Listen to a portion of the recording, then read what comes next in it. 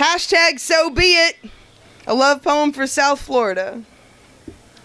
After studying American voting patterns, demographics, and public opinion polls dating back to the days of the first invaders, NPR author and journalist Colin Woodward has demonstrated that the United States is really made up of 11 different nations.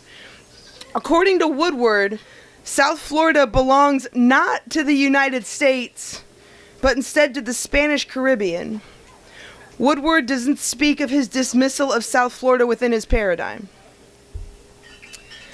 We get it. We're used to being the butt of the world's imagination. Miami Vice, Burn Notice, Dexter. We get it. We are cocaine runners and serial killers. Fly women and chiseled men. We are cherry red, hot rod, sun bleached, bronze blonde, hairless, perky opulence. We are Pitbull and Flo Rida, Vanilla Ice and Marilyn Manson. We are the beautiful people.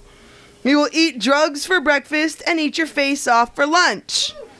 We are sex and sex and sex and sex. And sex, and sex, and sex, and sex. We are too sexy for your shirt.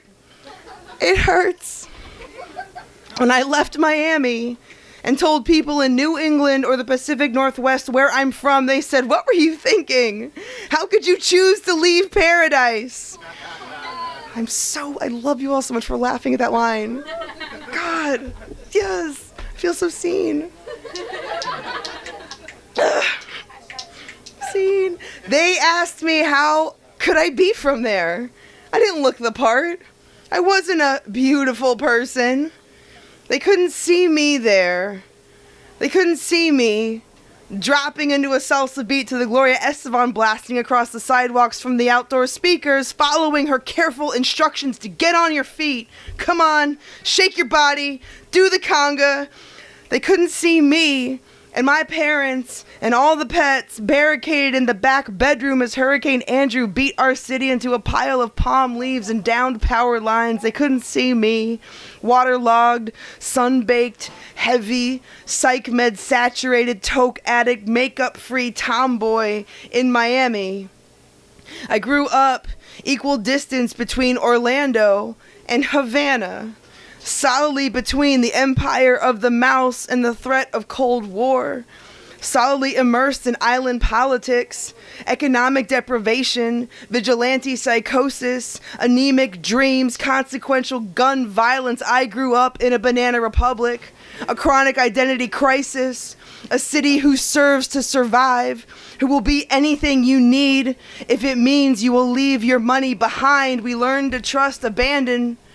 We learn to trust impermanence. We learn to trust no one. Here is where people come to die, but also to be forgotten. Each night, tourists run down to the shore to applaud the sunset, float in the Gulf and name the clouds animals, admire the sky's ability to shapeshift so rapidly to keep their attention focused on their imagination.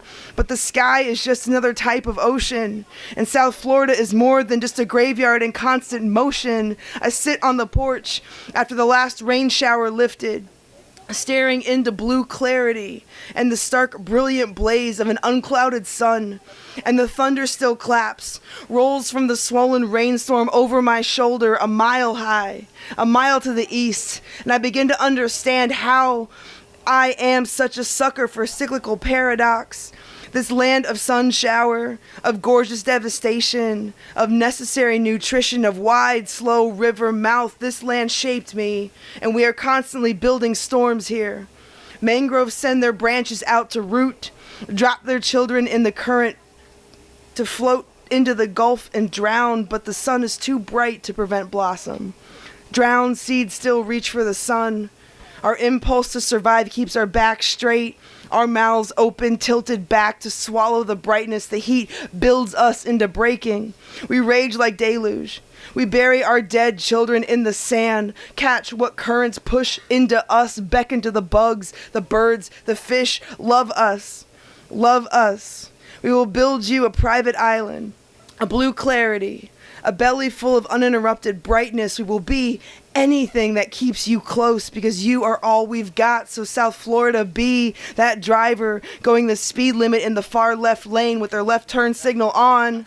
Be that hard pass on the right, zoom past at 15 over, straight into the swollen Thunderhead building in the distance. Be a 10-hour highway, a cookie cutter McMansion suburban graveyard to the right, raped arid former swampland to the left. Be an orange grove and a cow field. Be classic rock and reggae tone. Be art deco and windswept cinder block. Be 400 miles of half-empty beachside cocaine condos. Be temporary home for snowbirds and European jet set. Be temporary. Be Paradise Island and Jupiter.